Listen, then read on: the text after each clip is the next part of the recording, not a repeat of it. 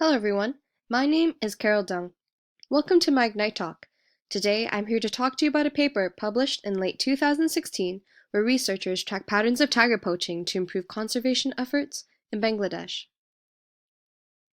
First, let's start with some background information on these majestic beasts. According to the World Wildlife Fund, Bengal tigers are endangered with less than 2,500 of them left in the wild. Unfortunately, poaching is a major factor in driving the tiger population down. Where there is a demand, there will always be a supply. Tiger poaching is prevalent in Bangladesh to cater to the international black market trade. Tiger parts and skins are found in the black market, mainly for traditional Asian medicine or sold as luxury goods. The issue here is that the tiger population is still declining, despite efforts made by international agencies, local conservation groups, and governments. Not only are the tigers being poached, but also deer, their major food source, to be used as poison bait to catch the tigers. To date, very few studies have been conducted to help law enforcement to catch poachers. This is where we step in. We ultimately want to implement effective law enforcement strategies to secure the survival of tigers. Hopefully the same conservation model can be replicated across all tiger landscapes where poaching is still a threat. Here are 3 questions that reflect the goals of our study. How? How is poaching done? How much? How much poaching is done in different areas of the forest? And last, why? Why do different levels of poaching happen where they do?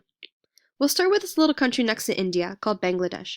We're focusing on the Sundarbans Reserve Forest in the south. It's basically a giant swampland that is home to many animals and a sanctuary to endangered species such as the Bengal tiger. Many parts of the forest is accessible through many waterways and networks. These waterways are heavily used by fishermen and harvesters.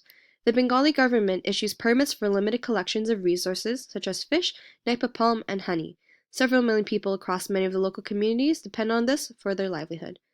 Some parts of the forest are sanctuaries. The study found that fishermen tended to gravitate towards the sanctuaries for its perceived better fish stock. Coincidentally, most of the poaching occurred in these sanctuaries for the high tiger and prey numbers also. So, what did the researchers do? This is how it went. First, they picked 4 different areas to study, then they divided the areas in squares 2 kilometers across. Then, teams of researchers walked across the individual squares looking for evidence of poaching, which were snares and poison baits. Here we have an in-real-life version of what these traps look like.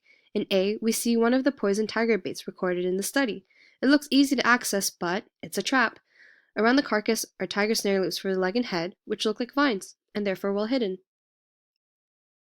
All tiger snaring methods used by poachers were found to be poisoned deer carcasses with one of the most toxic and fatal pesticides, carbofuran, which is banned in the European Union and Canada. It's widely available in public markets and used in Africa for poaching, having a detrimental effect on wildlife. This is what the researchers found. Over 1,400 snare loops were recorded in the study. This really indicates a large-scale threat to the tigers and the prey availability, which may be reasons why they're still declining. The researchers identified 6 poison baits, all found in the wildlife sanctuaries. To show us just how intensive poaching is in Bangladesh, we can compare this level of poaching to a national park in Kenya, which faces the same problem. Look at the 150 snare loops versus the 55 snare loops in Kenya. There's almost 3 times as much poaching in Bangladesh. The authors found that what really influenced poaching activities was the distance from guard posts, which meant the further, the better, and how close they were to water, meaning that poachers were coming in by boat. The waterways have virtually no patrolling, and poachers can easily disguise their identities as fishermen or resource harvesters. This implies that poaching is carried out as an additional activity by other types of resource collectors for additional income, or that poachers are able to access the areas disguised as them. The researchers found that the distance from forest boundary and protection status of the area aren't important to the poachers. So, what does that mean for us? And what should be done? From the data, the researchers created a model that can predict different levels of poaching. This can help local authorities set up better guard posts or improve ground patrolling in the future. As we just mentioned, we can use the poaching model to improve guard posts and patrolling. Other suggestions include banning or limiting the use of the carbofuran pesticide, which also has a positive impact on other wildlife, or you can also increase efforts to patrol waterways and less on the guard posts. You could also conduct random boat searches for evidence of poaching along the waterways, or use remote camera traps to identify poachers. This will help authorities put a face to the criminals and lead to potential prosecution. In the end, we want to give suggestions so that local law enforcement, governments, and conservation groups can continue to protect endangered species all around the globe. Thank you very much for listening to my Ignite Talk.